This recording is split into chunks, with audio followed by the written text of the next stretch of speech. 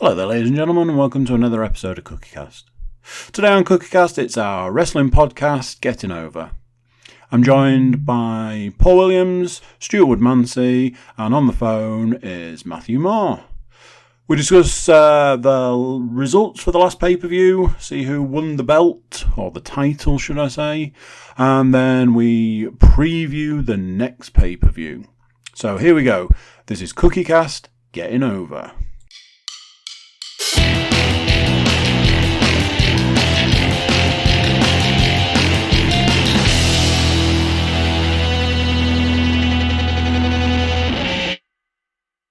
Naughty.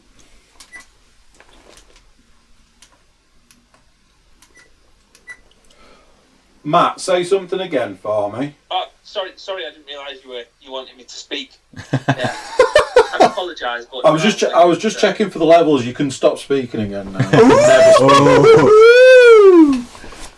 Sorry, we could have had you on the NFL podcast, but you know, pint of bitter and all that. I don't. I thought it was just a big jug of it. It's fine. It's fine. If it's any consolation, I left Mark Ingram on the bench in my other league. I'm not sure that's how a consolation for Matt, though. It's not a consolation for you. Right. The ridiculous thing was, I had the Ravens tight end on that bench, and that would have won me my first ever game, and that was my mistake. Who is the Ravens tight end this season? Was it Andrews? Mark Andrews. Fucking. I was waiting for that. That was absolutely trap laid. Matt's favourite ever name. So James was there because I was doing the draft with James. He's like, go on, pick Mark Andrews. I'm like, fuck off. No. I mean, he could be the best player in football. I'm not picking that fucking guy. So, ladies and gentlemen, as we have now digressed back onto a wrestler's name at least, and back in the groove slightly, welcome along, ladies and gentlemen, boys and girls, children of all ages. I mean, that's going to have to be how we're going to have to open every one now, isn't it? To be fair. Cookiecast proudly presents episode of... What are you doing, Zach? Trying to get over. That's what she said. I can attempt to tell you what episode we're on. I think it's 7. You're fucking wrong. Is it Oh, 8? what? Is it 8? Yeah, because we did. I fell foul of this last time. It's double there was bubble, a weird wasn't it? week where we just had a week, and then we started the number system the next time round when it was going to be like an official, regular thing. Yeah, that's how it went.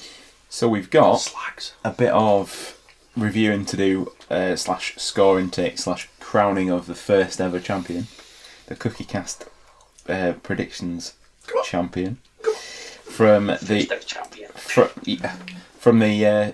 NXT Takeover Toronto, followed by SummerSlam, which was the last time we were with you. And do we get straight into that? Let's do it. Why not? So we had the Takeover predictions. Match of the night. Anybody want to say why it wasn't Cole versus Gargano again? Because that was incredible. A very, very bizarre finish. But ultimately, Adam Cole takes the match 2 falls to 1 and retains the NXT men's title. Really? Quite happy about that.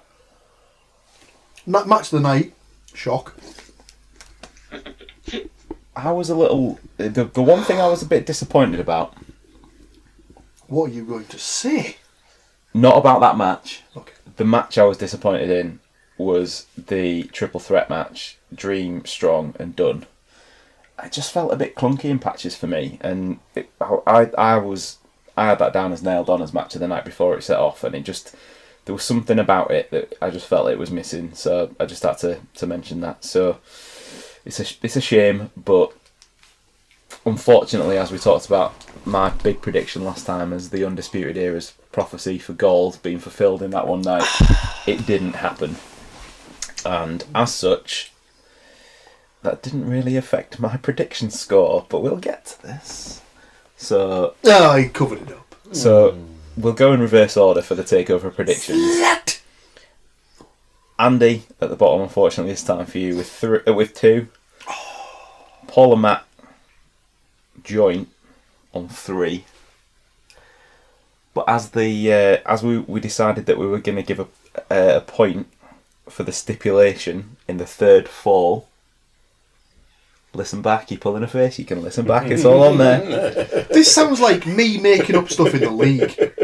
I think you'll find, ladies and gentlemen, that the final fall was contested inside a cage. No, I have it on good authority. It was a 30-minute Iron Man match. So, but we had that discussion last time about how the hell are they going to do it in a cage? Yeah.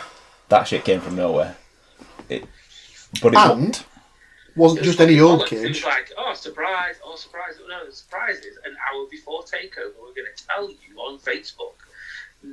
No. Exactly. What? So they ruined any potential surprise element of it by having William Regal just tell them what the third stipulation was going to be. And then obviously when people go into the arena and see, what's that massive box in the middle of the fucking arena? So all of these possible scenarios about how they could hide it with the curtains and everything we discussed last time, no, they just did it on Facebook an hour before. But they did have lots and lots and lots and lots of weapons. Is that because that's how they got round addressing the massive box in the middle of the arena? The cage-shaped elephant. By announcing it early doors so they didn't have to actually use any ingenuity. Pretty much, yeah. Yeah, cool. But there was a cool spot in it where one of the weapons on the cage was a set of wire cutters, and around the top of the cage they put barbed wire, and Johnny Gargano used the wire cutters to snip a bit of the barbed wire off in part of the finish. There was no real gore, it was just the threat of it kind of added to the final move where they both came crashing off the top of the cage, and it just so happened that Adam Cole landed on top of Johnny Gargano for the cover. There was no real kind of winner, if you like, it was just the positioning. But one of them was just more of a loser than the other one. Correct. But the final stipulation being a cage match meant that I took that one 4 points to 3. That sounds like an awful lot of horseshit to me. The other thing, if you want to go down that way, is that the breakout tournament finals ended up getting bumped off the takeover show. Yeah, didn't even see it. And it got put onto NXT TV, which was eventually won by Jordan Miles. So that's the kid that wasn't Trevor Lee in it. Yes, correct. The one that was ACH before. So there was no real no title changes at all. There was, I suppose, the biggest shock was that Undisputed Era didn't win the tag titles, but then went on to win it on NXT Weekly Television, which seemed like a bit shock? of a... Yeah, I think so, because I think everyone was expecting Street Profits to drop it at the takeover to then start doing whatever they're actually doing on Raw, but yeah. Were they? Did I pick that? Huh? Did I pick that? I don't know. Everybody picked Undisputed Era. So yeah, so enjoy them 3 points, Paul. Right, okay. I'll remember this, bitch. Okay. Don't you worry about that. That's fine. That is absolutely fine. So, moving on to SummerSlam. There was a fair old amount of matches, if we remember rightly from last time. Yeah. God, it was long. It did feel long. No, I take that back. Wasn't as long as I thought it was going to be. I think it was just over 4 hours. It felt longer than it was, I think, which I'm not sure if that's necessarily a good sign. Although, strangely, when I've been watching, I did write a few talking points down, but I think getting right to it, everybody had Lesnar to win. Yeah. And he didn't. He didn't. Rollins beat him. Made no sense whatsoever to me. Sorry, what? Exactly. To me, that just... It just smelt of desperation that they wanted a win. They wanted a title change on SummerSlam, and obviously didn't want Kofi to lose. Process of elimination. Well, they didn't want Kofi to lose his title. They didn't want Becky to lose hers. I don't think the SmackDown one changed hands. It didn't, because it was Bayley versus Ember Moon, and so Bayley won. By process of elimination, they basically just spunked the load with the fucking Money in the Bank. To have Lesnar win it at the pay-per-view before and then lose it at the next pay-per-view. And as Just well, a complete waste of the money in the bank this year for me. yeah, that was the point I was going to get to, because Sorry. no, not at all. Because we talked about how Lesnar should have probably cashed it in on the first episode of SmackDown on Fox, everything that could have happened with it, and they brought out that Brock Party gimmick, which was hilarious, binned that off within a couple of weeks, and then they've blown the whole Money in the Bank setup this year completely. Just it does, you're right, it feels like an absolute waste. Hasn't escalated any storylines whatsoever. No. And as well, if I'm going to be overly critical, if a main title was going to change hands, as much as it pains me to say it, I think probably Kofi should have been the one to change. Yeah. His title run is starting to get a little bit lackluster, I think, now. I think the Orton thing is on this week's TV has maybe just been kicked back up a gear again. But I think a good portion of that is helped by the fact that it was at Madison Square Garden, where the whole Orton storyline kicked off probably 10 years ago. So Was it at Madison Square Garden? it was. Ah, right, okay. Yeah. That makes sense. And they even revisited that this week by getting Kofi to boom drop him through a table off a barrier. So that was a bit of a nod. But the I suppose the things I've got written down that kind of struck a chord or made me smile or whatever watching SummerSlam was that R-Truth, 24/7 champion at the time of SummerSlam, trying to hide in plain sight. So now they've got this whole announcers row. I don't know if you've seen this. I'd forgotten about that. That wasn't quite funny. So they go down. They have a ringside. They've got your usual suspects of the American guys, the German guys, the Spanish guys, and all the other languages that they cater for are at the side of the arena in this massive long line. And they always pick a match that's got somebody that they really probably don't really care about to extend their entrance and go down introducing all the announcers. So R-Truth and Carmella were given their own announce table, and they were just in fancy dress as announcers. Mm-hmm. And Carmella introduced herself as Shania Twain. And yeah, that made me smile. So the one thing as well I wanted to talk about was that, did you guys see the Goldberg thing with Ziggler? As in the match? The match, and then Ziggler calling him out. The other spear. And the other spear, and I'm pretty sure that right now Ziggler's still in the middle of the ring, picking his Toronto. ladder up or something like that. Yeah, just getting speared repeatedly. Yeah, that's good. I'm not really sure why that was. Goldberg speared him twice, 3 times after the end. Once, twice, 3 times. A Ziggler. Yeah, basically. But I assume it was in the same way that obviously when Undertaker and Goldberg had that awful match in Melbourne. Was it Melbourne or was it Saudi Arabia? Saudi. They had that, and it was shit. And then the next pay-per-view, The Undertaker got his redemption story by having a decent match with Roman Reigns and... It was a tag match, wasn't it? I want to say Shane and Drew? Correct. And that was obviously his redemption. Maybe this was Goldberg getting a Which it was feel-good supposed to thing be. back for that.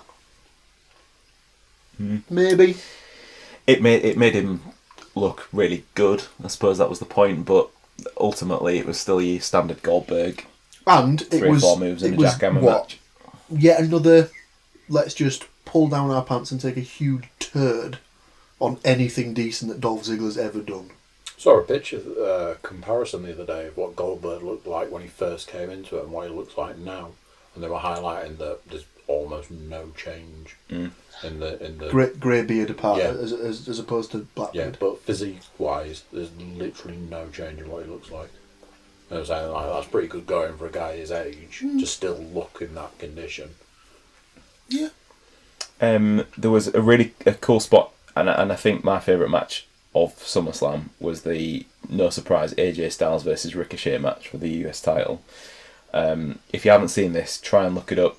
Might be a little bit after time now, but there was a cool spot where Gallows and Anderson were there as the OC outside the ring supporting AJ, and Ricochet stepped on one of their shoulders, then on the other shoulder, and then hurricane around at AJ off the end of it. That was good. It looked amazing. I thought Trish looked good in a return / final match. Thought Charlotte kind of helped out with that massively. But then on the flip side of that, Bayley versus Ember Moon was just goddamn awful. So what they built with the Trish match was just ruined by them two. Kevin Owens obviously keeping his job at the time against Shane McMahon. This is everyone's shocked face. Let's see how that worked out on this week's SmackDown. Then we'll get to that. We've talked about the Shock Rollins win, but the one thing that we've not mentioned that we've left until last. Did you see Bray Wyatt and the debut in ring of The Fiend? We talked about what could happen. Did you see what did happen? Yes. So I'm assuming he's referring to the entrance. So Correct. I'm like, I'm trying to work back now. I'm like, how long ago was it? It seems like forever ago. But then I'm like, well, it was. It was a good while ago. Because I'm like, so yes, I did see the ring entrance with the lantern. That was like great. How that got past is baffling, because there is terrifying. a lot of this side of it that is proper. How are they getting away with it? And I've said before, I presume in America they have the disclaimers at the beginning of the episodes to say this has got this in and this has got that in and this has got the other in, and that's how they get away. Because in America, you put a disclaimer on something, you can basically do whatever you want.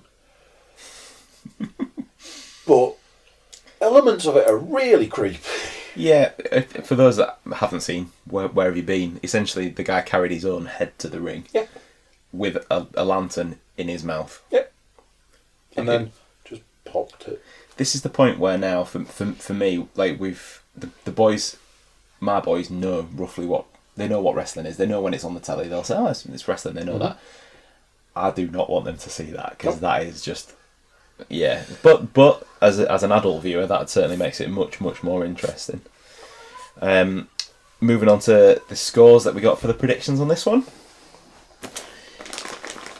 Andy, Paul, and Matt all got 6. But and this is where I'm going to get fixed. I got 7. So overall, just so happens to ladies have and won by gentlemen, 2 points, has he? your first ever Cookiecast predictions pay-per-view predictions champion. Thank you. It gives me no pleasure whatsoever to award you the award. I honestly thought I was going to, at least just for the first one. It won't surprise you to know that I'm definitely not going to give this the eyebrow when I throw this up in victory, but I'll take that one. Thank you very much. You can really go off some people.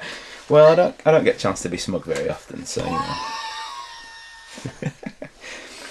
Right, so yeah, that was pretty much what I had for the score, the roundup, and my favourite points. If anybody else has got anything from SummerSlam? No, I mean, all in all, it was a pretty good show. Yeah, I thought it was solid. It was better than I thought. Put it that way. You got anything, Matt? I thought they'd set a few more things up ready for the big Fox thing and stuff like that. Mm. It's looming large now as well, isn't it? Because it's like about a month to go. Next week. Is it next? No, that's NXT. NXT goes live next week.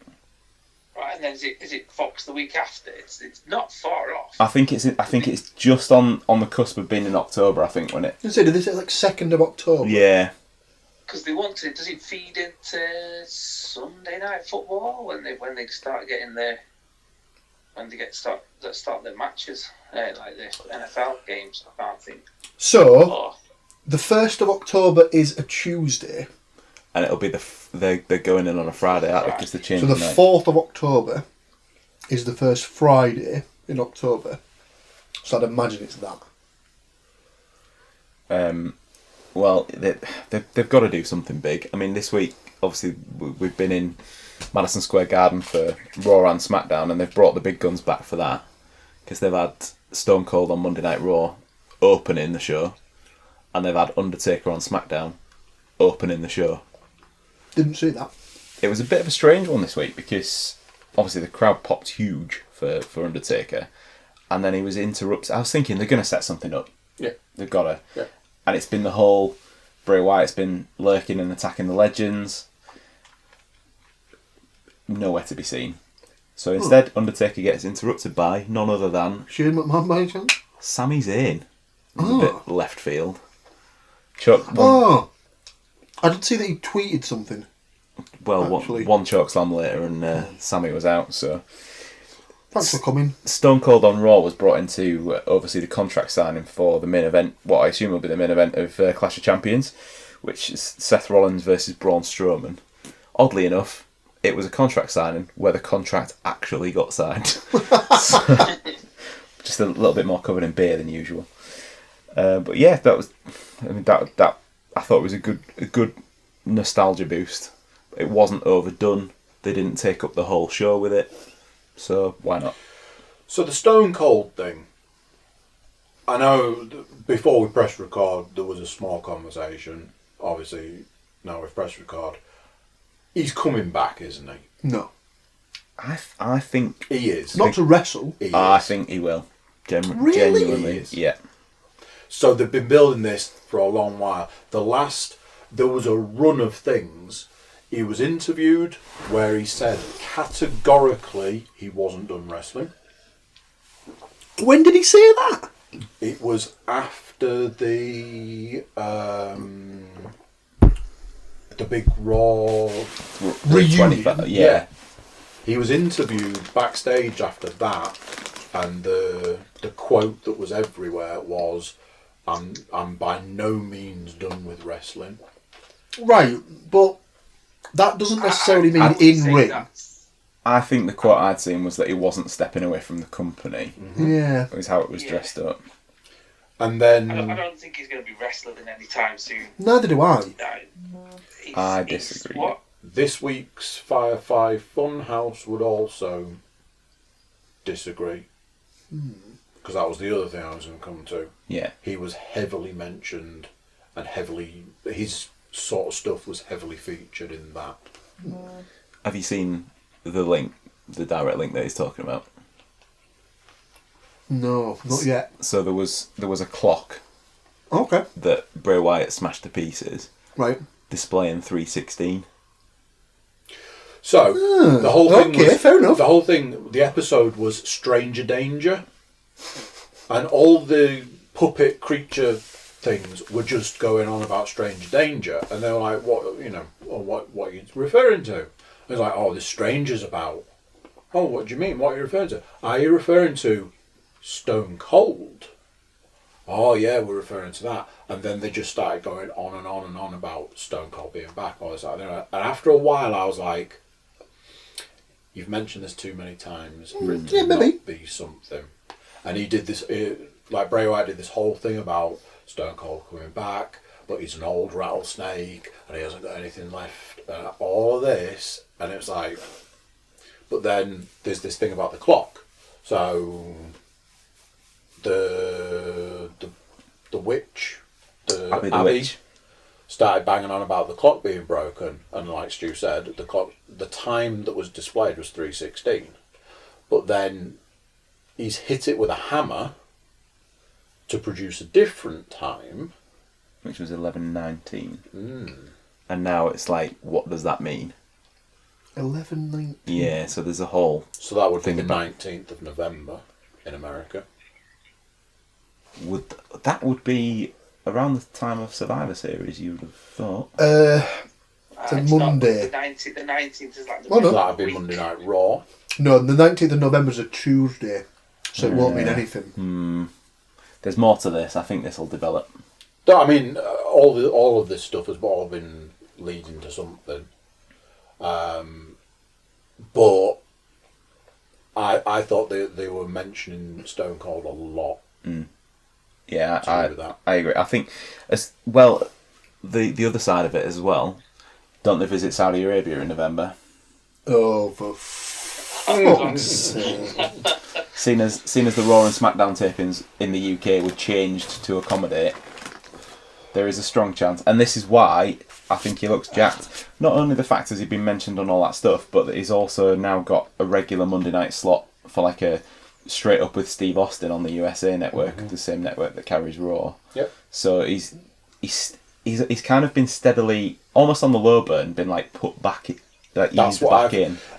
You've seen more of Stone Cold attached to wrestling in the last 6 months than anybody. You know, he'd pop up every now and then. Yeah. He was doing the podcast stuff and he's got a show on the network. No.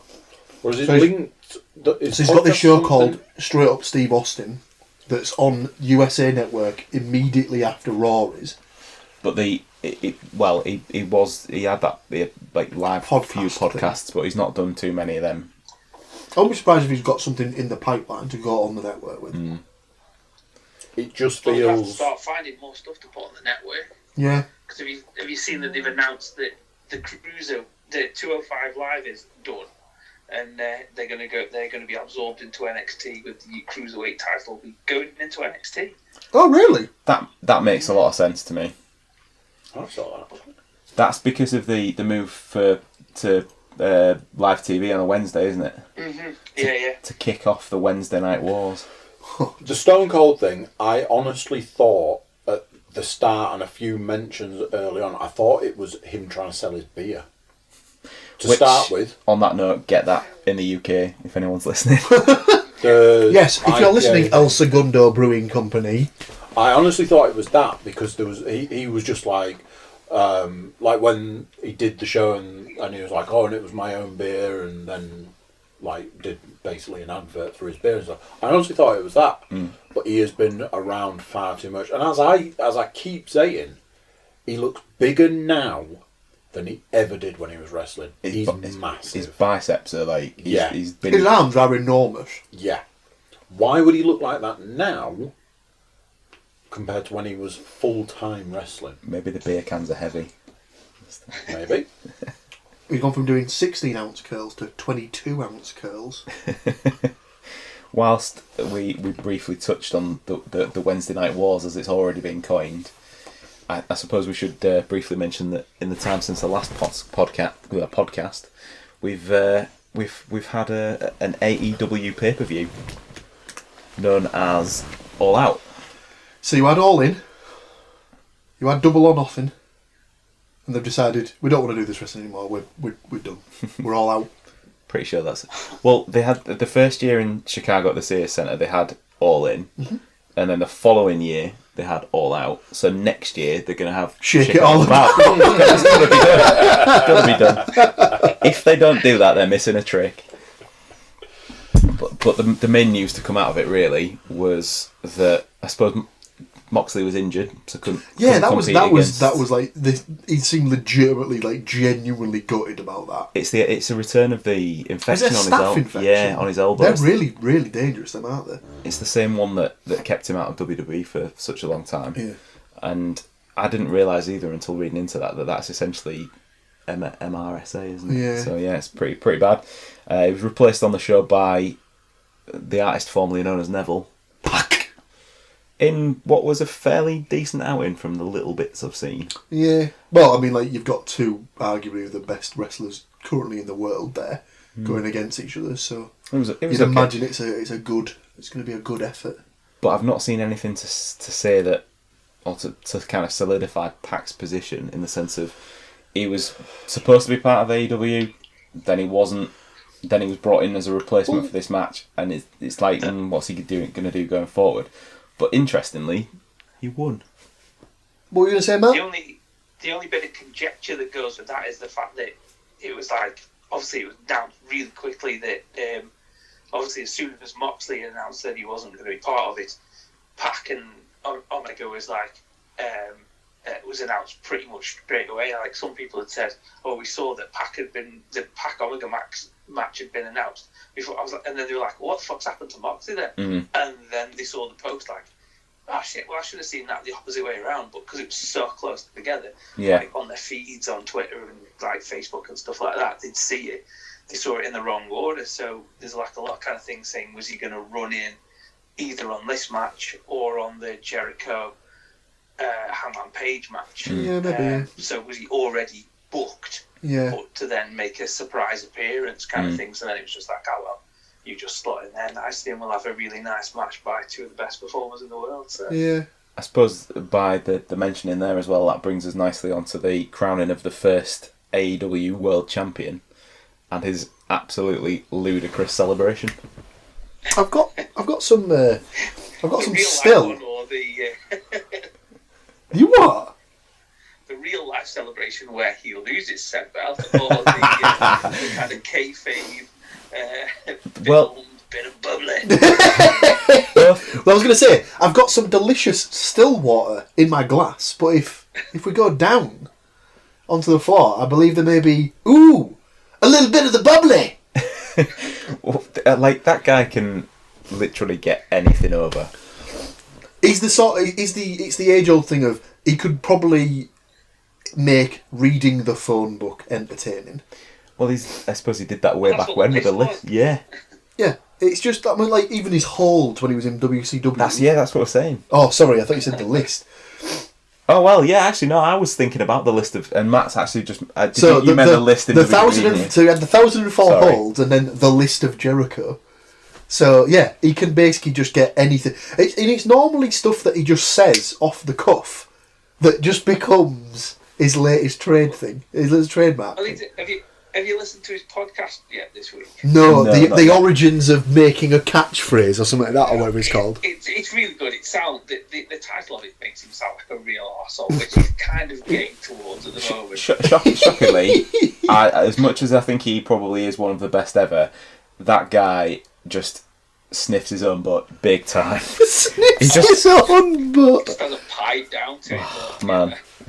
Yeah, he's starting to, in that respect, grate slightly because he drinks his own Kool-Aid for sure. But he was saying, like, when he got it, you're going to get it Yeah. over. And he was like, he just said, I'm going to try and get it over. And I fucking well did, so. I'd love to know. I mean, Matt, if you've listened to that, you might be able to shed a bit more light. But I'm assuming it has just been something that he's just said. Well, he said, he covered it in a different podcast, that he said it was actually a line from Dumb and Dumber. Yeah. When they're in the hot tub. Right. Oh no, it's not when they're in the hot tub. It's a different Is it the scene. auction or something like that? Yes, it's when they're at the owl auction, and he ends up like firing the cork off and kills one of the two endangered species or something like that. It's like, well, this party really died. But yeah, it's from that. But he said, because he said it in the podcast either the week or 2 weeks before, that he did the olives bit from Spinal Tap as well. Because I've never seen Spinal Tap, but apparently there's a bit where they talk about the olive platter or something like that, and he tried to do that. So he's openly said that he borrowed those lines from like other shows and stuff like that, but he has got it over, like, so. He could literally throw shit at a wall and it would stick. That guy. Even diarrhea. I think this has just taken a turn. No. Well, yeah, it's. I think as well as Matt mentioned it, what happened with the AEW title, Matt? Well, nobody really knows. It's kind of all been. It all seemed like it had been solved. Obviously, it went missing. It's not sure whether it went missing from his limo or went missing from the steakhouse. And then it all of a sudden turns up, but there's lots of kind of bits and bobs in between, like the Tallahassee police force saying, "Oh look, we found it," and then they take a tweet down, and it's all very weird, isn't it? But is it a work? Is it a... The bit reading between the lines, like at first I was convinced it was a work, and then Smell like a work to you, does it, Stu? And then I think now, looking on it, and the fact that the police actually had that tweet, as you mentioned, and then took it down, I think it probably did go missing. They reckon they found it by the side of the road. Absolute rubbish. I think somebody's handed it in, personally. Yeah. No one steals a title then just goes, "Oh, I'm scared that I might get caught. I'll just dump it by the side of the road." But fair play to the police department, because it seems like they were requested to take the tweet down so then Jericho could put himself over for finding it again. Well, I thought it was... Did you see the video? Of him in the jacuzzi. So he's in the jacuzzi at home with the belt over his shoulders and then just goes, "I'm just enjoying my, my spa and, a little bit of the bubbly." That's it's like, oh, for fuck's sake. And as we were chatting just before we press record, now the fastest selling T-shirt in the history of pro wrestling. Apparently so, yeah. So yeah, so that's what's happening. They start to go live with a weekly television from October. It's unclear as to how quickly we'll get that in the UK. It's going to be on ITV4. I was going to say ITV will have some. I imagine they'll want to capitalise on its popularity as soon as possible. It's not been said whether it's going to be live though. So will they put it out live for people to record and watch, or is it going to be on prime time? I'd imagine they'll probably do both. I'd stick that on as prime time as ITV4 can be. Well, yeah, but I imagine they'll probably do both. They'll probably do it in the same way that Sky do with Raw now. They'll have the live feed for the people who want to stay up and watch it, but then they'll have a replay at 9 o'clock or 7 o'clock or something like that. That's a bit more accessible to most people.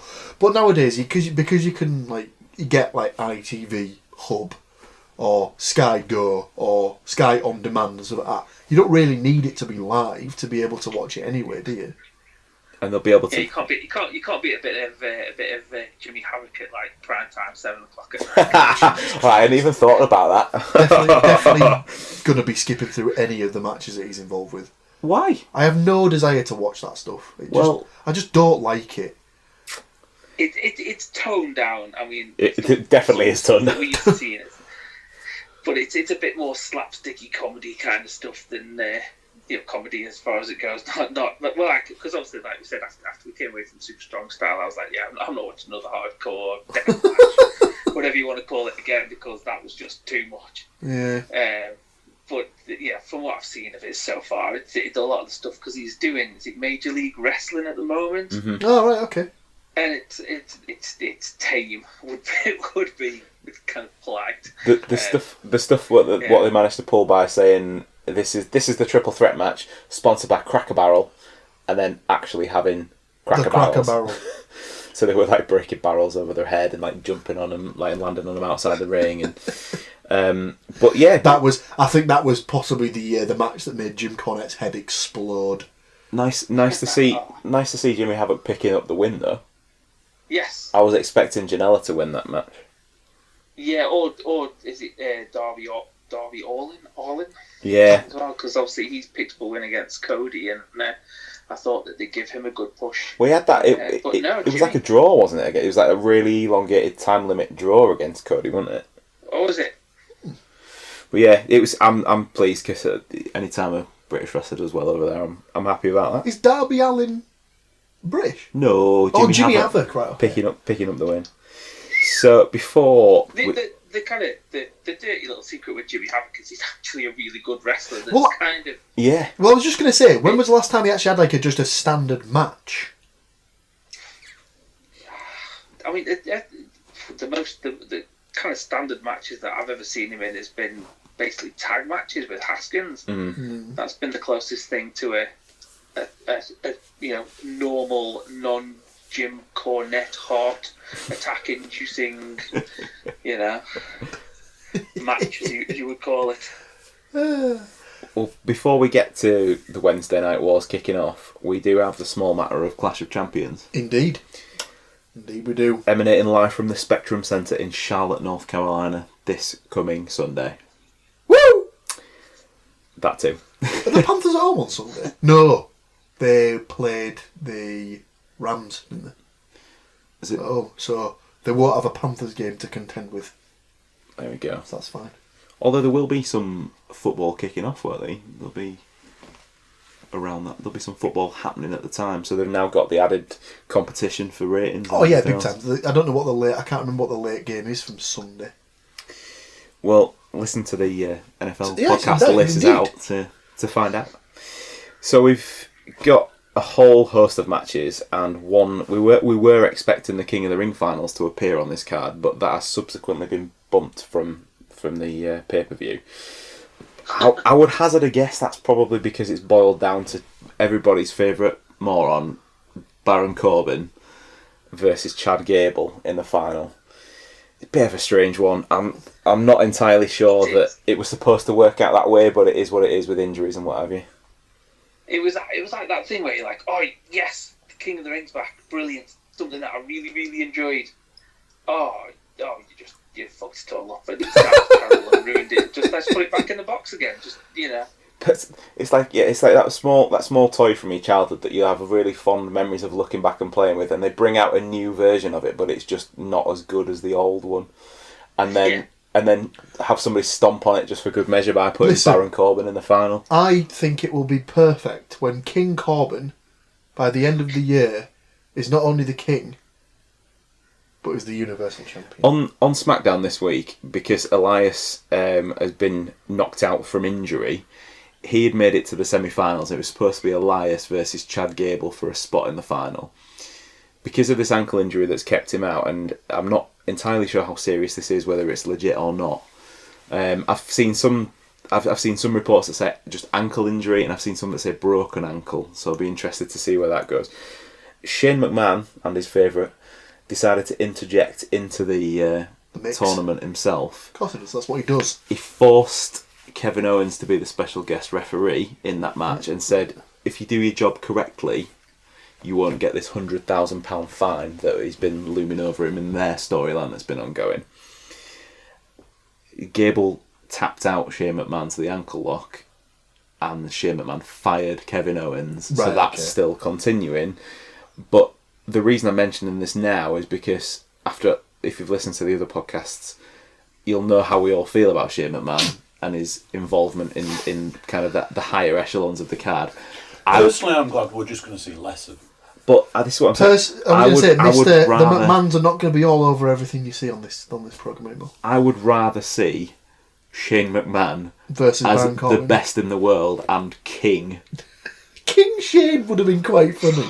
I would rather see that than Baron Corbin win. So, I mean, they've taken a big dump on the throne anyway. So I don't know. There's been a lot of famous King Chads before, haven't there? Yeah, but the stupid thing is, if Gable genuinely had won the King of the Ring, or in fact, even if he does, let's not dismiss that too early. They're gonna have to. I know that I've been burnt by this before.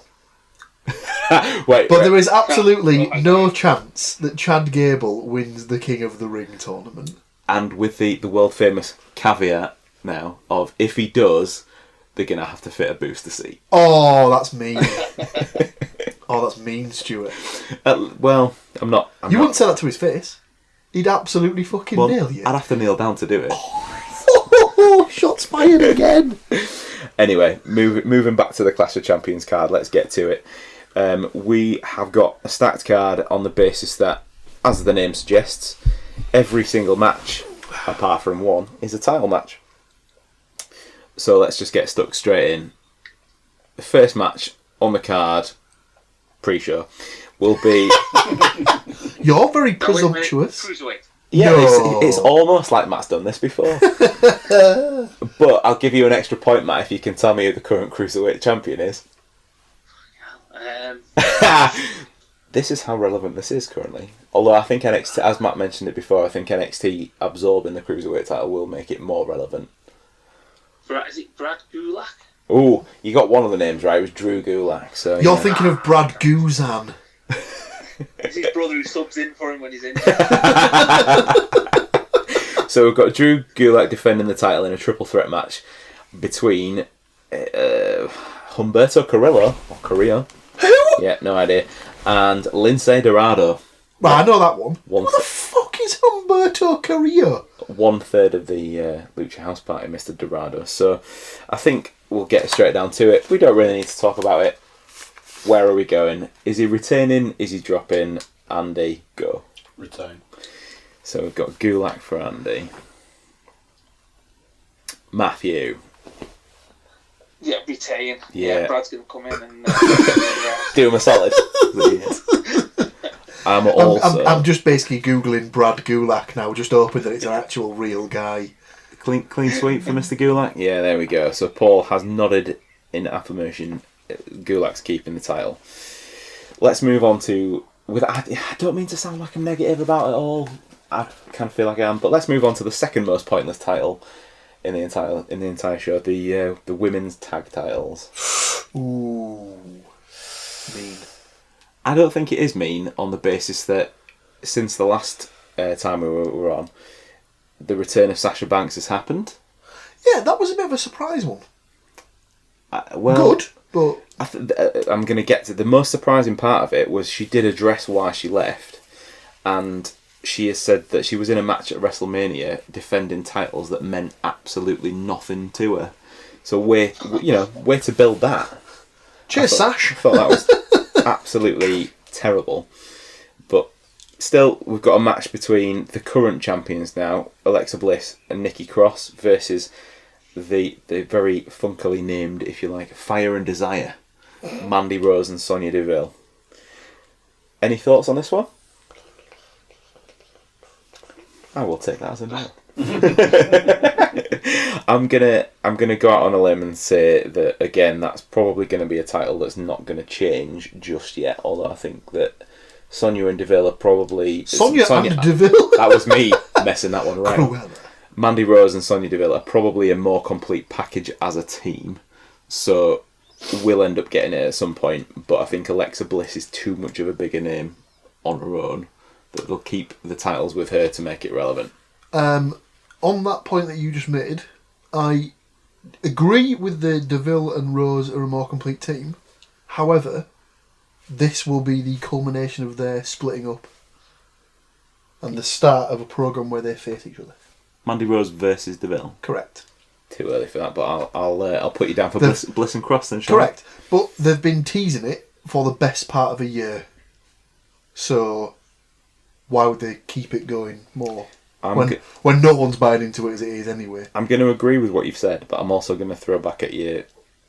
You know, when we say about things that should happen, but then definitely don't. No, not this company. They listen to their fans. They give them what they want. Thanks, Shane McMahon. And what they want is more Baron Corbin. More Shane McMahon. No. If this continues to happen and Baron Corbin keeps getting pushed down our throats, the video part of the podcast will be me just banging my head against your wall. just throwing that out there. 9 hours of Stu banging. Shorter than most pay-per-views. Matt, have you got a winner from the women's tag title match? I was gonna go Bliss and Cross, But I'm like, if you take a gamble, then do you end up with a nice belt? Fuck's sake. He's polishing it, Mark. The belt, for anybody not watching, go and watch on YouTube to clear my name. That as well. No, I'm gonna go with Alexa Bliss and Nikki Cross. I think they're gonna keep the people that they can put on telly, and yeah, it's kind of like it's I don't know. Getting in the mind of Vincent K. McMahon, which, good God, That's a very dark and lonely place. But Pretty Blondes is definitely the kind of thing you want to put on the telly. So, and I know Mandy Rose is that, but obviously Alexa Bliss is your cheerleader, bikini model, all that kind of thing. I thought you were going to go for a very outlandish prediction of saying that the teams are going to split and it's going to end up being Alexa Bliss and Mandy Rose as the tag team champions. Yeah, but it would surprise me. Let's make them kiss in the middle of the ring. Kiss him. Welcome to early 2000s WWE, everyone. Andy, have you got a winner for that match? It's another retain. Oh, here we go. So everybody's playing it safe so far. For a pay-per-view entitled Clash of the Champions, and there've been so many title matches, there's got to be some changes at some point. Yeah, we'll get there. You'd imagine so, but stranger things have happened. The one thing I was going to because I thought originally when Clash of the Champions was originally kind of, as the original concept was, the champions faced each other. That's Survivor Series now. It's kind of the bragging rights principle, I guess, if you like, in it that they've gone with. But we've got plenty of tag team titles within the WWE. So moving on to the men's division now on SmackDown, we've got New Day, the current champions, versus the Revival. Have you seen any of the stuff of late with Randy Orton versus Kofi that has now dragged the rest of New Day and now the Revival into the mix? Well, yeah. I like the Revival. good, solid. Yeah. Like they're great at what they do. They've got the fact that they look like old school heavy hitting wrestlers. They're not trying to be something Well, they're not. I think the idea is they're sort of a bit like an Arn and Tully team, aren't they? Yeah, and they do that. They do that very well. I'm just not sure where. I'm not sure where this goes, where this fits. Is there going to be this whole thing where Orton beats Kofi, the revival beat? So it's a complete switch of the titles. Will they move them all at once? I'm not entirely sure. I genuinely, this could be a coin flip for me, this match. I don't know. I'll see what I might play this tactically and see where you guys go. So, Paul.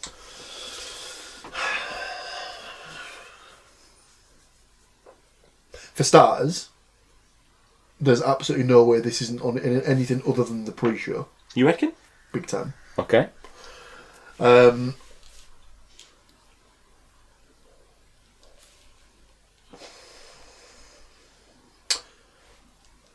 Like you said, you'd imagine that they'd probably try and split it so that one team doesn't get the full sweep.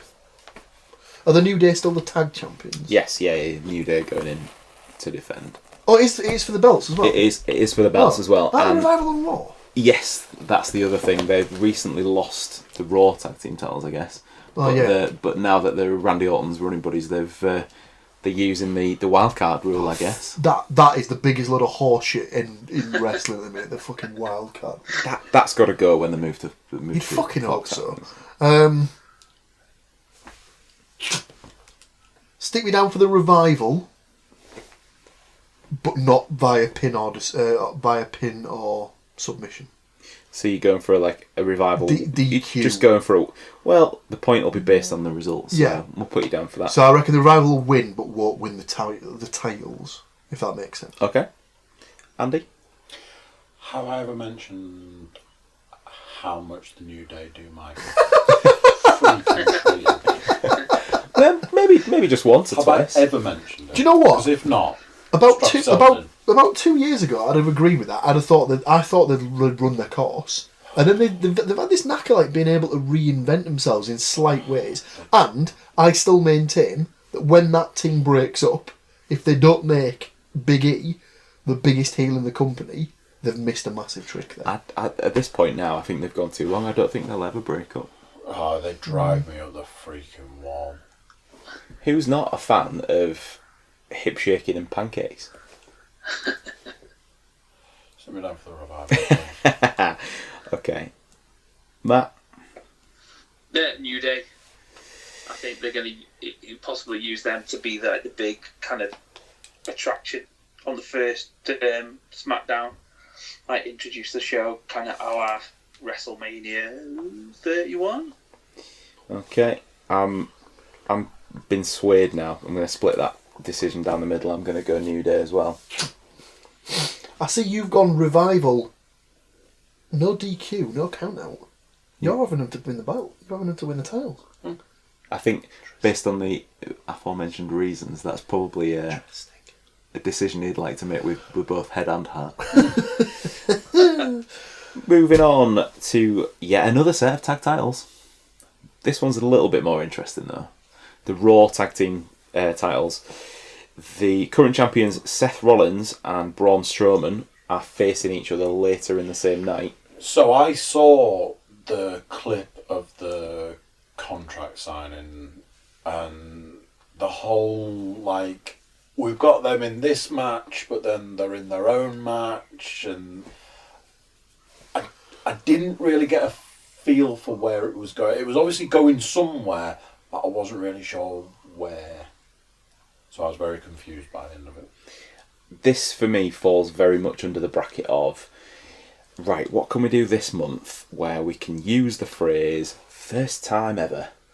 And it's the first time ever that tag team champions will face each other for a world title. Yeah, a world level title, yeah. So it's, consider that barrel truly scraped, I guess. But yeah, it'll be interesting because they're going up against what is essentially a brand new team of Dolph Ziggler and Robert Roode. If they do not call that tag team Rudolph, they are completely missing a trick. I'm not quite sure. Again, with this, I'm gonna lay it out now. I'm gonna jump right to the main event with this. I can't see Rollins losing the Universal title, so therefore I think he's going to win that. But they've tried to build tension. I don't think it's going to. I think that Rollins and Strowman will retain. There might be a bit of sort of argy-bargy afterwards. Yeah. I think Strowman will probably rough him up after he retains, and then Rollins will do him in the main event. So I'm going to retain there again, Rollins and Strowman. Anybody? At this point in time, I agree with your result for this match. For the right, okay, interesting. Okay, that's Andy down for Rollins Strowman. Interesting. That's an awful lot of hot potato with the Universal title. Yeah, your favourite food. You love a bit of hot potato on this podcast. Matt? See, I think obviously the OC. I reckon that obviously there's unfinished business from them. Mm-hmm. So whether they get, I think they'll possibly get involved in this one. I don't know. And in fact, is it going to be a disqualification, or are they going to cost them the tag titles? That's what I'm kind of, I definitely think, obviously, you don't do Raw where, the OC come down and, Stone Cold does his thing, and all that. What was it? Obviously, what was it? Viking Warriors, Viking Raiders. Yeah. Whatever else got involved and all that type of thing. Fucking hell, I'd forgotten they were even a part of the show. Fuck me. They've actually been on Raw like in a solid capacity in the last couple of weeks, so I think they'll be one of the next in line to be built for the tag titles, I think. So,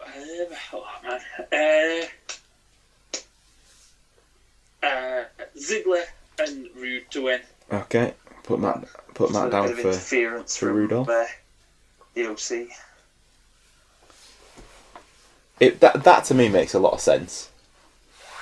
It genuinely, and like if the fact that they've thrown this team together, it seems a bit of a waste if they then don't continue something with them two together afterwards. And it could be one of those situations where the titles make the team as opposed to the other way around.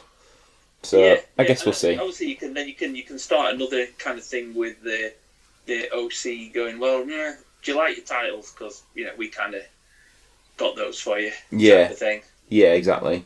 Although that kind of poses an interesting sort of dynamic in and of itself in the fact that technically it's two heel teams, but like the OC are kind of like the cool heel guys, so yeah, could still work that. Paul?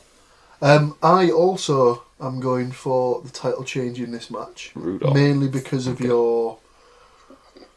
stupid name.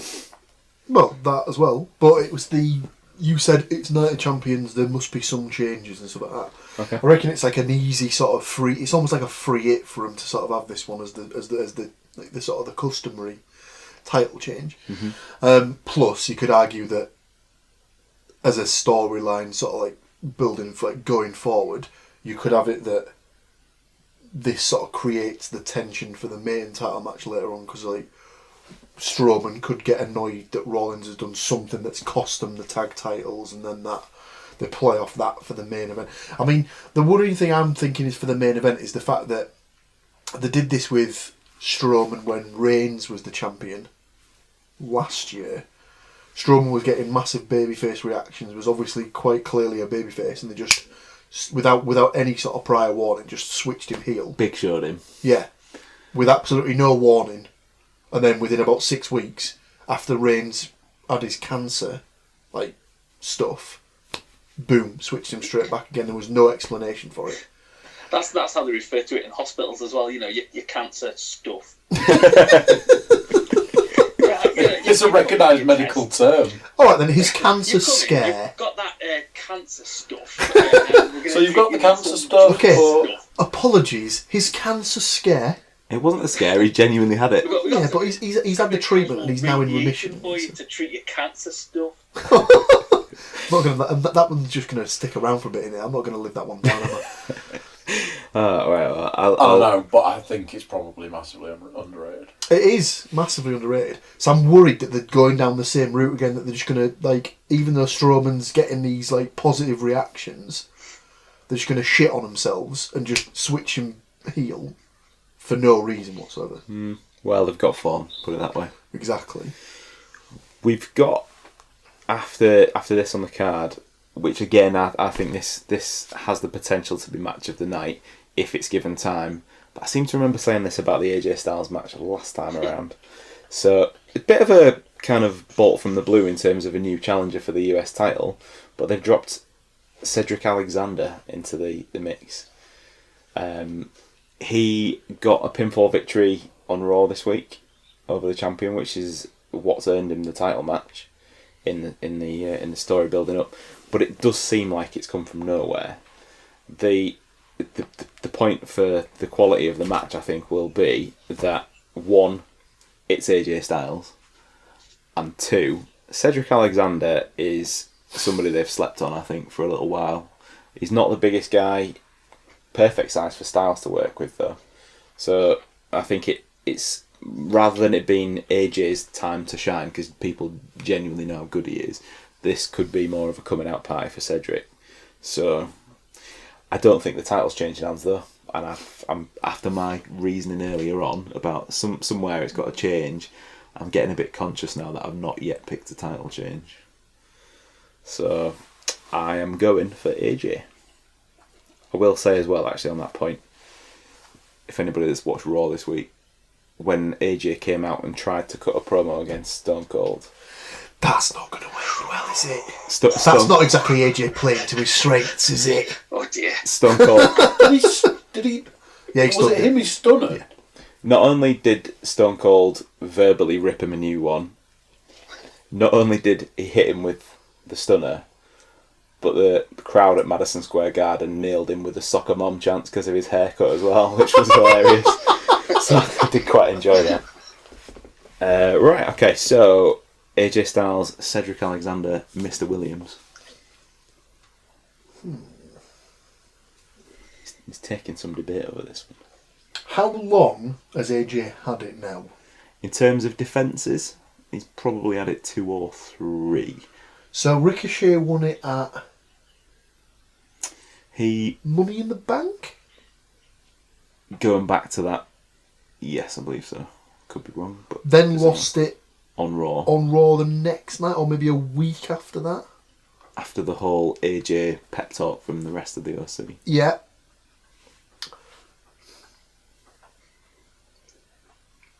It's a good way of getting Cedric Alexander into the mainstream audience. I'm gonna stick me down for a Cedric win. Yeah. Again by DQ. Ooh, right, okay. Well, points is points, I guess. Because I keep thinking this. Because I keep thinking, they're never going to change the title. But then I always forget they can have the other guy win. They can have the challenger win, but by count out, by disqualification. So I was thinking. A bit of thinking down there for dancing. AJ for me. Matt, what you got? Yeah, AJ Styles. Just to tie up the other bit, the Strowman Rollins thing very briefly. After what they've been doing on Raw for the last few weeks, it wouldn't surprise me if Strowman comes out of this pay-per-view empty-handed and then gets dropped back into the US title picture. Because he's almost won the US title twice in the last month. Strowman? Yeah. So I think that's an outlet for it as well. So moving on to the other mid-card title, the Intercontinental Championship, which recently celebrated its 40th anniversary. Yeah, there was like a 6-hour thing on the network. There's a very good sort of round table thing as well between Orton and The Miz and the other guy, and he's now escaping me. Chris, I think it was Christian. I think. Okay. It was Christian, in fact, and that's well worth a watch. That is really good. But this time around, it's the current champion Shinsuke Nakamura versus currently the 8-time holder, The Miz.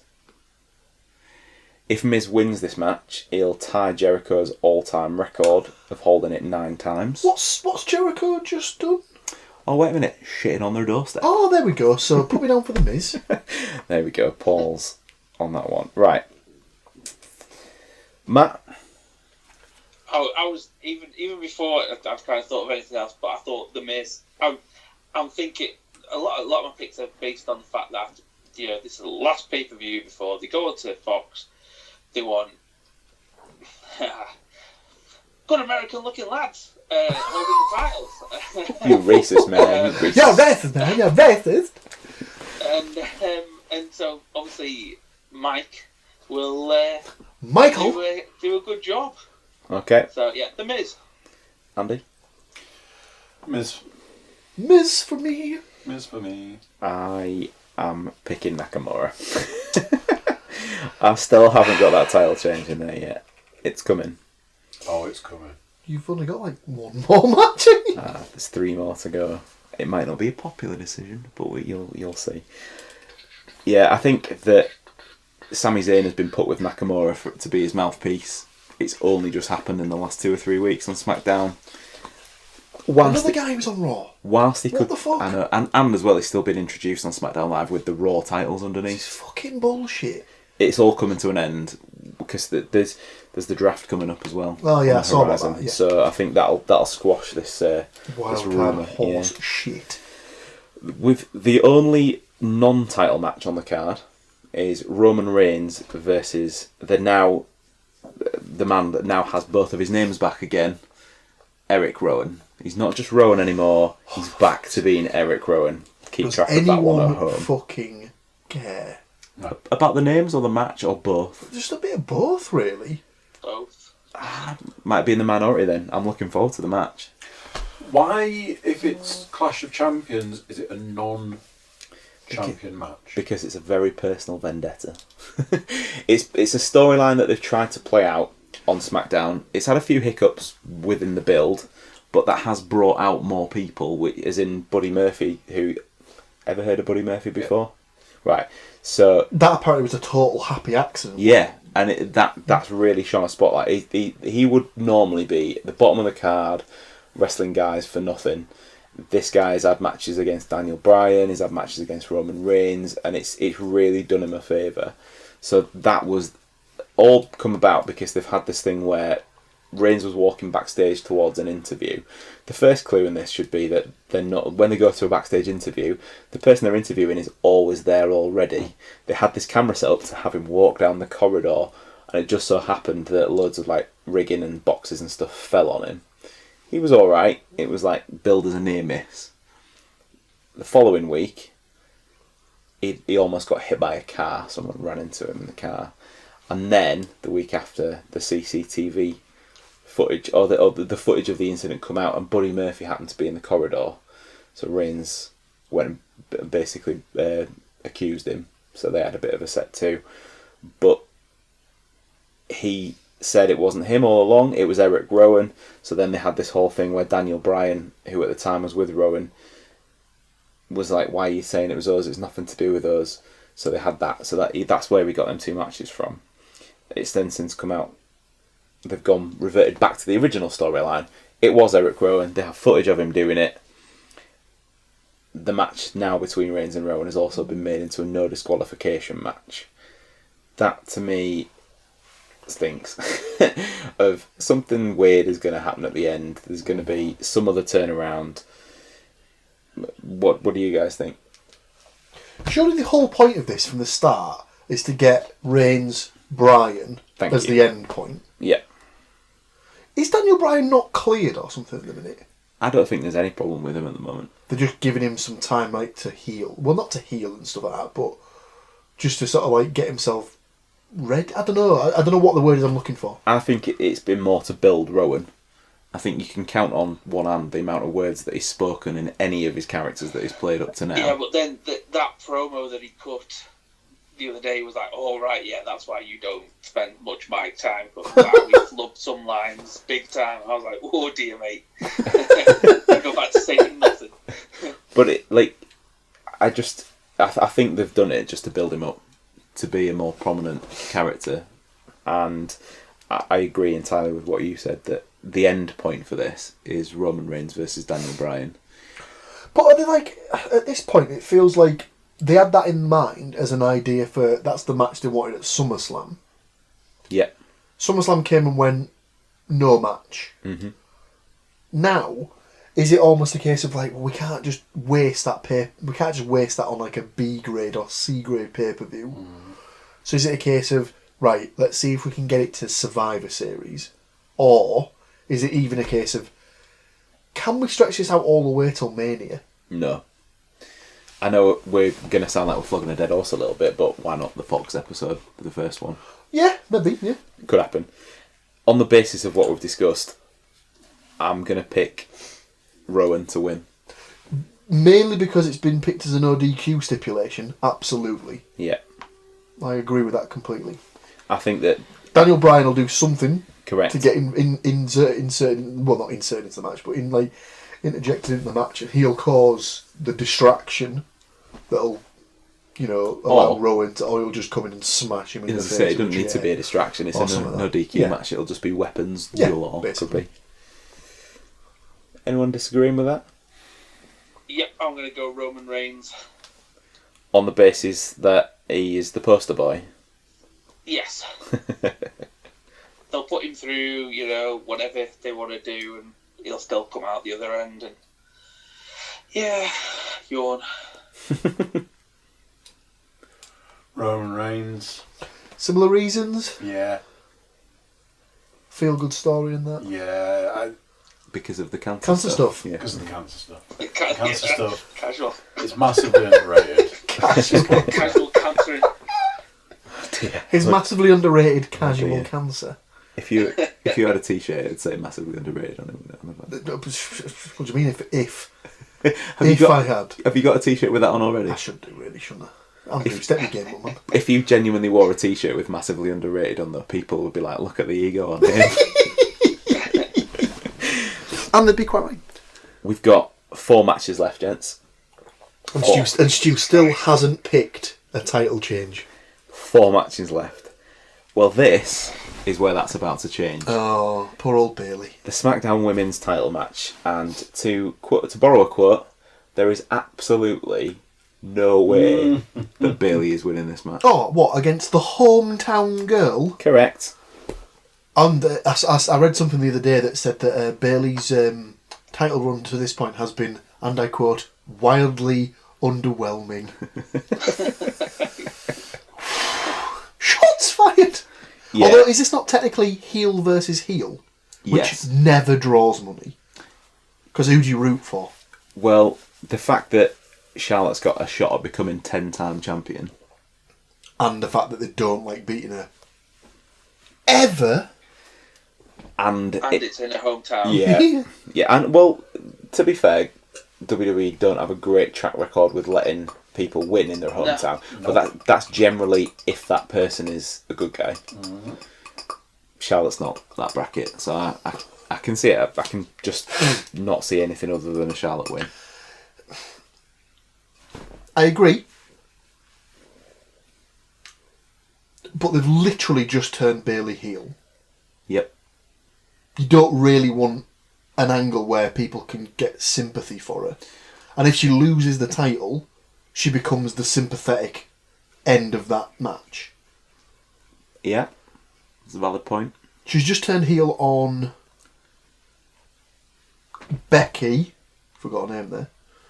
Which is the Raw Women's Champion. So the fact that they could move their little Boss and Hug Connection tag team entirely to Raw in the coming weeks and just completely forget there was ever a Charlotte. Then you've then got the face champion on Raw, the heel champion on SmackDown, pushing that reset button with a big old foam finger. Yeah. If you do that, though, literally who the fuck is on SmackDown that's been built to a level where they can challenge for that title? Well, I'm pretty sure Asuka's sitting on her ass doing absolutely nothing at the moment. This would be the woman who was undefeated for like 2 years or something, and then they basically just went, Yep. and that's another person we'll just take from NXT and then do fuck all with. Well, she did win the first ever Women's Royal Rumble. Yeah, she also won the same Rumble that Nakamura won. And what the fuck have they done with him? Yeah, wasn't exactly a stellar It year was for basically, we'll just take anything that Japan's done and just absolutely ruin it. Sure, that's a good idea. Seriously, the amount of people that they just ruin in that company is irritating. So now I've finally got my predicted title change out of the way. Who are you picking? I'm sticking with Bayley because of I don't think she should lose if she's just been made into a bad guy. It lends too much to like sympathy going towards her and stuff like that. Okay. Andy? Charlotte for me. Oh, you fucking slag. He's gunning for that title. Making it different, did you? I did see something where they said that like the idea is they're looking to get her to 16 as quickly as they can to get her like up there with Daddy.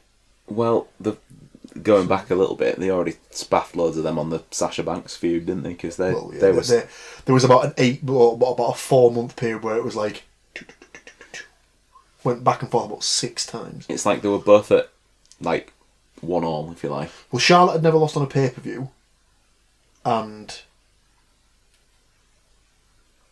Sasha beat her on Raw like twice for the title, but then Charlotte won every time on a pay-per-view. Yeah. So it was just bizarre. Matt, finish that one off. What have we got? I was just trying to check before.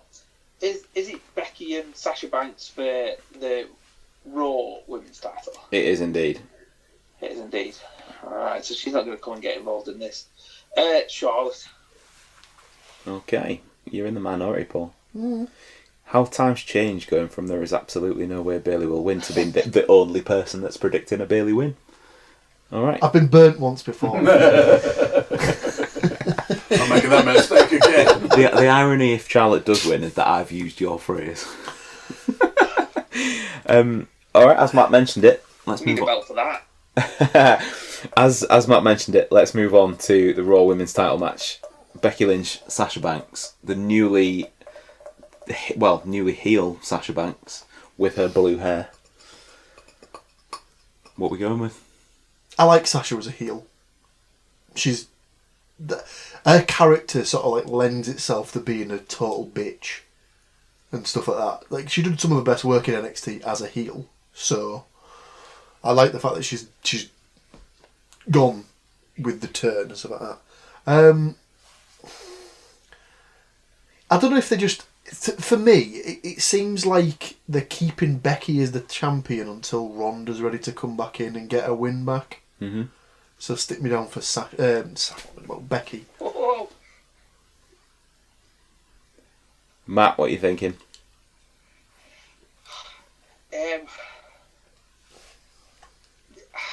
Again, it's that kind of thing of like, is after Bayley loses to Charlotte, then is she going to come and kind of get involved in this match? But obviously with the fact of the kind of the man, the heat, the kind of whole thing, the kind of thing, the Becky kind of loving seems to have faded a little bit. So you wonder whether they're going to change it just to kind of freshen it up a little bit. Mm-hmm. But after saying all that, I'm going to stick with Becky. Okay. Andy? It's Becky for me. Okay. Any particular reason?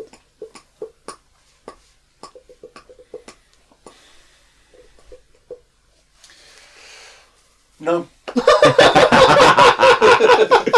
was going to give a really long explanation, but No. It was the sharp intake of breath and no. It's just the way it's going. It's the way those particular dice have fallen. I'm making that a clean sweep. My reason is because whilst I think Sasha will win the title in the coming months, I still, and as much as the kind of the heat with Becky might have faded somewhat, she's still up there being one of the biggest merch sellers in the whole company. So I'm not necessarily picking a storyline reason, I'm just picking a sales pitch. So there we are. Right, two to go. The WWE title, Kofi Kingston versus Randy Orton. Matt, who are you going with this? You know who I want to say. I know who you want to say. That I know, that's why I went with you first. Shall I write that now? Just those three, the three most dangerous letters in sports entertainment. Because if I don't say it this time, I'm gonna fucking win, and that'll drive me mad. Bear in mind that you've picked New Day to win to retain the tag titles. So will there be some sort of the last match was a DQ match, wasn't it? Like as in it finished that way. There can't be anything weird going on this time. Was it double count out? Yeah, that was right. Sorry, yes, you're right. Oh my God, Randy Orton, go on. I've just had a horrible premonition of the last one was a double count out. This one's going to be a DQ, so that next time it'll be. Oh, is it Hell in a Cell next? Correct. Oh dear. I think I might have just stumbled across my own answer to that question. I'll change my mind then. Kofi Kingston. Are you sure? You sure you're changing? Yes. Okay. No. God, fuck off. No, Kofi Kingston. Yeah. Okay. The Revival will come in and get Randy Orton disqualified. As I've just spelled all that out by accident, I'm gonna have to pick Kofi to win, but by DQ. Stick me down with the same. Although, does that mean I've got like 3 DQ finishes in the same night? Essentially. Shit the fucking bed. Well, and it's not like WWE would give us multiple schmaltzy finishes to matches, would they? I know, but even they've got their limits. If it's any consolation, Paul, the two DQ matches that you've already picked definitely won't happen that way. So. Well, you say that. Absolutely no way. That title looks mighty shiny on that arm, so I'm thinking about just taking it off and smashing it over your fucking head. This title right here. That title right there. So what are you going? Yeah, same. Kofi DQ. Kofi. Andy? It makes now what you've said makes perfect sense because there's not enough time to build a new opponent for him at the next pay-per-view, which is usually reserved as a blow-off type of match for big feuds. So it would make sense to save these two for the final match, like to be at Hell in a Cell. Star of the new movie, written and directed by Seth Green. Oh no. Randall Changeland. Randall. Keith. Orton. Well, if it happens, it's a guaranteed point from the rest of us. So he's playing to win, is the lad. He's playing to win. As we all should. As we all. I'm playing smart this month. Well, that leaves us one more. The Universal title. The current Raw Tag Team Champions, Seth Rollins and Braun Strowman, going at it for the top prize on Raw. Again, bearing in mind the results of the match that we've given earlier. I've already given mine, haven't I? So I'm sticking myself down for Rollins. I've already given mine as well. Are you going for Mr. Strowman still? He did. I think he did say Strowman earlier. Yeah. Car smasher himself. There is absolutely no doubt about who's coming out when that music hits, because he just shouts his name for a good 3 or 4 seconds. So. I don't know on this one, mainly because it's the same principle as the Kofi Randy Orton thing. There's not enough time to build a new opponent for Hell in a Cell, and you'd imagine that match will have to. Well, the Universal Championship should really be inside Hell in a Cell, at the Hell in a Cell pay-per-view. They've already got an opponent for him at Hell in a Cell. The challenge was issued by none other than The Fiend. Yeah. Oh. So I don't think they'd have Fiend versus Monster. No, that wouldn't make sense. Well, I might have just revealed my my hand there. That's why I've picked Rollins to win. That was my theory behind it. yeah, stick me down for Seth. But I wouldn't be surprised if this little ditty carries on. Became like a triple threat. Maybe. Has there ever been a triple threat Hell in a Cell? There must have been. There's been a 6-man. There's been a tag team. Well, if not, they'll, like we said earlier, they'll just reach into their big bag of first time ever. Oh no, they do love a first time ever, don't they? Who doesn't? Oh, do you reckon they were pissed off when AEW fucked them over with the first ever woman officiating a world title match? I bet they were fucking well pissed off about that. It just leaves Matt now to finish up the predictions for tonight. I think it's going to be a no result. Ooh, I like it. I was toying with the idea that I was thinking someone's going to come and get involved. Ooh. Yeah, Bray Wyatt gets involved. There's one of two things. Either they just, it spills out of the ring, double count out, nothing. Or the Fiend. Yeah, I like it. I almost want to change mine. To set up the Hell in a Cell, kind of. Fucking do it. Right, so that's now, you've convinced Paul to change his pick, so Yeah. if Paul Fuck happens... off, Paul. if You fuck off. If I'm just throwing this out there now, that if Paul happens to take my shiny title, that's your fault, Matt. Yeah. I'm pretty sure he'll get over it. What, by trying to take it from you? Yeah, probably. We'll see. He'll just wait till he's had a few beers and kick me in the balls or something. You've got to pry it from my cold dead hands first, so 26th of October. Motherfuckers! Whoa, he's dropping the big boys. We've got a couple of other things as well lined up, I believe. Mr. Cook, do we have a quiz this evening? There is a quiz. Have we got time? That is a good question. I did check on the runtime of said podcast. We are closing in on the 1 hour and 30 minute mark. We've got something else as well. So, how many questions is it? Is it 10? So weirdly, I was just checking that, and I was like, "Shit the bed! Is this a 30-question quiz?" Yeah, I'm pretty sure that's not going to be happening. But it doesn't appear to be. It appears to be a 30-page quiz. What? But it goes question, answer, question, answer, question. So I think it might be 15 questions. Which, Okay. Oh no, that was just loading. Can you book me? I'm pretty sure that it's 15 questions. Okay. Has Matt got his pen and pad ready? No. No. I'm literally have nothing either. Wrong room in the house for. Are we? Is it one where you get the question, like you said, the question and then the answer? So can we mark them as we go for Matt? Get Matt's answer off him. Well, I was just going to ask all the questions and then go back through and do the answers. Is that me? You got some? You'll be able to type it, won't you, Matt? Have you got something to? Got your phone? No. Oh no, you can't use your phone. He's talking on it. Isn't he? Okay. Right.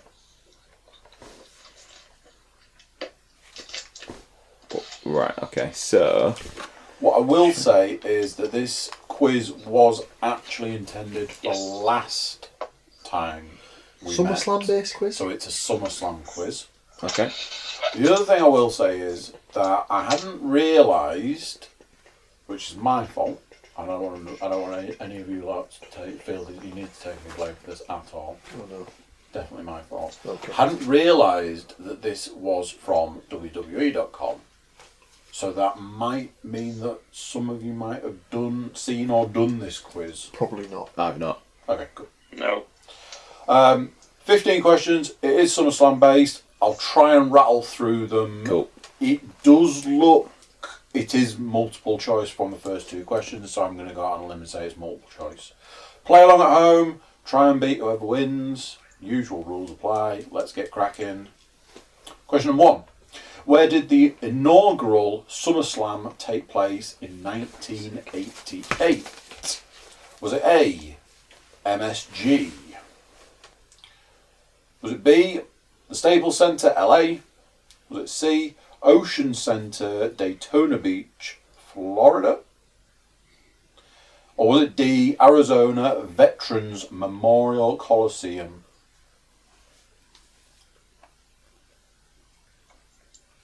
Question number 2.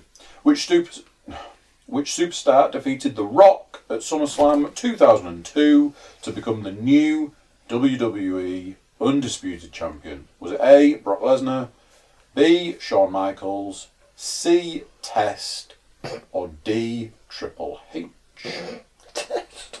Can I just say Fanta. thanks for dropping the question in about The Rock losing the title. That made me smile. Question number 3. SummerSlam 1994 saw an Undertaker versus Undertaker match. Who played the dead man's doppelganger? Was it A, Brian Lee, B, Kane, C, Kevin Nash, D, Raja Lion? Who? Raja Lion. R-A-J-A, Lion. What was the first name again? Brian Lee. Primetime Brian Lee. Question number 4. Don't Give Up by Kevin Rudolph was the official theme song for SummerSlam during which year? Oh dear. Was it, this is A, B, C and D, was it 2012, 13, 14 or 15? Now say those again. 12, 13, 14, 15. I don't think that was one of the options. But why? And that's not the prize for winning the quiz either. But why? It's the wooden spoon. Question 5. Besides London, name the only other city to host SummerSlam outside of the United States.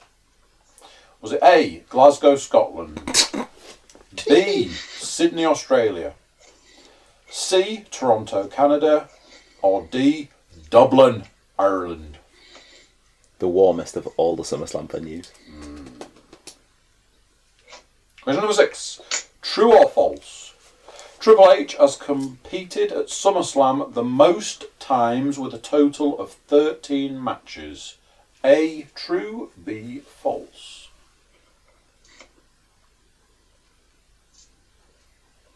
Question 7.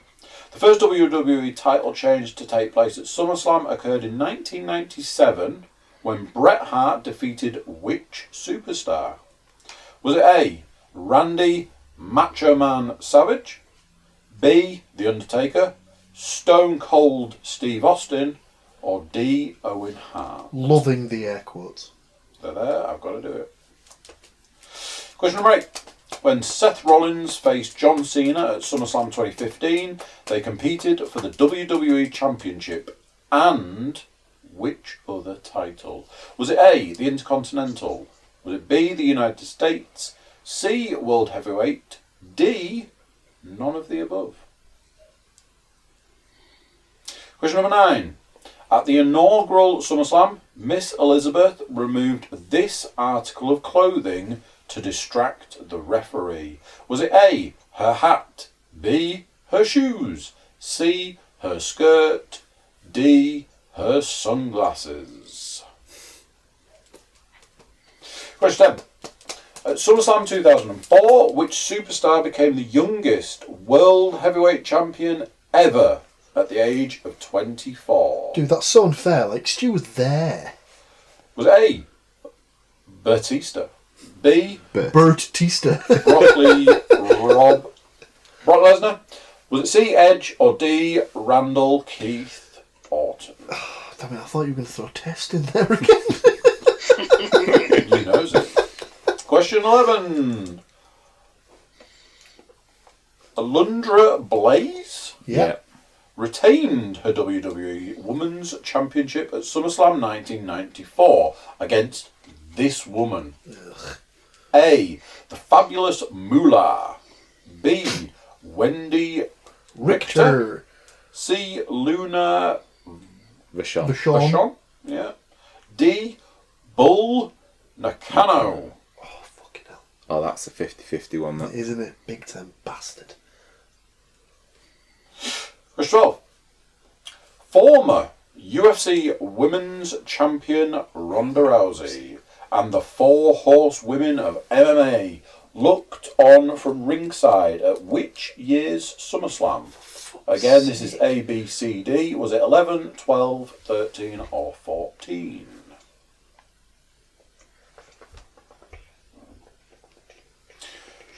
Question 13. True or false? Alberto Del Rey is the only superstar to compete in the opening and closing matches at SummerSlam 2011. A, true, B, false. What? To compete in the opening and closing matches at the same one? It was 2011 SummerSlam. Question 14. At SummerSlam 2005, which superstar had $100 bills with his face on them rained down on the audience during his entrance? Was it A, Alberto Del Rio, B, Eddie Guerrero, C, JBL, D, $1 Million Man, Ted DiBiase? Or E, Test. It was Test, John. And your 15th and final. Which superstar said, just prior to his tag team bout at SummerSlam 2009, "You girls want a war, you got a war"? Was it A, Chris Jericho, B, Cody Rhodes, C, JTG, or D, Triple H? What?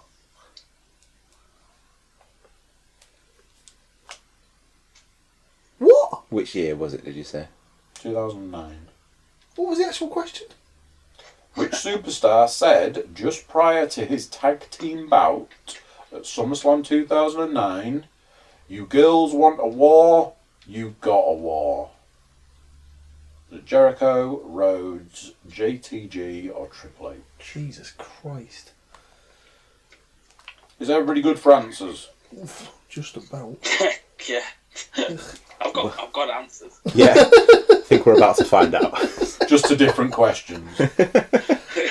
I mean, I'm thinking... questions exist. Yeah, I'm thinking Test for all the answers at Well, this point. now that his name has been mentioned, if we had a quiz on every single wrestler one, how awesome would it be if we could use Test's theme music as the intro to the quiz? Test. This is a test. Test. This is a test. Question number 1. Where did the inaugural SummerSlam take place in '88? MSG? It was A, MSG. Question number 2. Blake first. Which superstar defeated The Rock at SummerSlam 2002 to become the new WWE Undisputed Champion? Bork Laser. Was this the one that Test was an option for? The correct answer is C, Test. Unfortunately, it is not. It is Brock Lesnar. Was that A? Yes, A, Brock Lesnar. Oh no. Has Matt done the thing where he's put down the... ABCD. He's done the A, B, C, D... I'm sorry. Oh no! SummerSlam 94 saw Undertaker versus Undertaker match. Who played the dead man's doppelganger? I think that was A. Brian Lee. That's what I went with. A, Brian Lee. Question 4. Don't Give Up by Kevin Rudolph was the official theme song for SummerSlam during which year? 14. I went 14. Matt? C. C, 14. Clean sweep. Clean sweep. Everybody was wrong. Yay! A, 2012. Question 5. Besides London, name the only other city to host SummerSlam outside the United States. Test! Oh, sorry, I mean Toronto. C, Toronto. Question 6. Did you get that one right? Me, yeah. Just can't imagine why. Question 6. True or false? Triple H has competed at SummerSlam the most times with a total of 13. False. I've gone false as well. Matt? I went true. False. The Undertaker holds the record with 16 matches. Yes. Of course he does. Question 7. The first WWE title change to take place at SummerSlam occurred in 1997 when Bret Hart defeated which superstar? I went Stone Cold. The Undertaker. Matt? A. B. The Undertaker. Question 8. When Seth Rollins faced John Cena at SummerSlam 2015, they competed for the WWE Championship and which other title? It was The Us title. It was, because it was when Jon Stewart screwed him out of the title. Yes. B. United States. The Us title. Question 9. At the inaugural SummerSlam, Miss Elizabeth removed this article of clothing to distract the referee. Her breasts. I don't think she'd God, that'd be horrific. I think because she was such a lady, I think it'd have to be skirt, is the answer. It was her skirt. C. Skirt. Question 10. At SummerSlam 2004, which superstar became the youngest World Heavyweight Champion ever at the age of 24? E. Test. Mr. Randall Keith Orton. Randall Keith Orton. That's D, Matt. In his luminous orange trunks. Question 11. Alundra Blaze retained her WWE Women's Championship at SummerSlam 94 against this woman. Absolute bull. Yeah. It's a lot of bull. Bull D. Nakano. Bull Nakano. Almost. Question I would have put 12. Luna until that name came in. Former UFC Women's Champion Ronda Rousey and the 4 horsewomen of MMA looked on from ringside at which year's SummerSlam? 14. I went 13. Matt? D.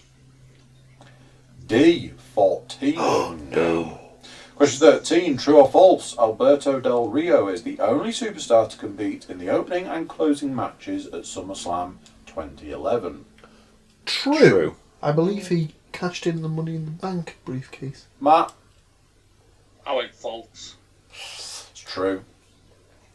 Question 14. At SummerSlam 2005, which superstar had $100 bills with his face on them rain down on the audience during his entrance? A man who has blocked me on Twitter. Jubble. JBL. Jubbles. C. JBL. So, yes. I have no idea where that is. 15th and final. I don't even know this one. Which superstar said, just prior to his tag team bout at SummerSlam 2009, "You girls want a war? You got a war." Ah, was this the match they had with the Nexus? Or was that 2010? That was later.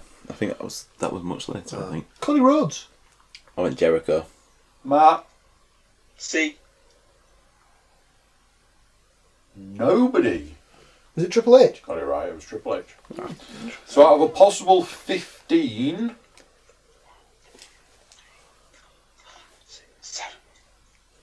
I think Matt got 7. Too big boy counting. Did you use all your fingers? I've got no shoes on, so I just. Optimistic is the lad.